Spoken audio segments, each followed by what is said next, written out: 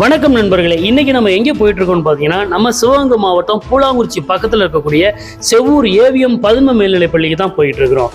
இந்த பள்ளியில் படித்த மாணவர் ஒருவர் இந்த 2024 நீட் தேர்வில் 720க்கு 655 மதிப்பெண் பெற்று நீட் தேர்வில் வெற்றி பெற்றிருக்கிறாரு. அந்த மாணவரை நேரில் சந்திச்சு பேட்டி எடுக்கிறதுக்காக இன்னைக்கு வந்திருக்கோம். வாங்க வீடியோக்குள்ள போகலாம். நான் மனோ, சிவகங்கை மாவட்டம் தேலங்குடி கிராமத்துலேருந்து வரேன். 6th-லேருந்து 12th வரைக்கும் AVM public matriculation higher secondary school செவ்வூரில் படிச்சுட்டு வரேன். நான் 12th வந்து 591 ஸ்கோர் பண்ணேன். அதுக்கப்புறம் நான் வந்து நீட் ஃபஸ்ட்டு ரொம்ப கஷ்டம் நினச்சி எழுத வேணாம்னு நினச்சேன்.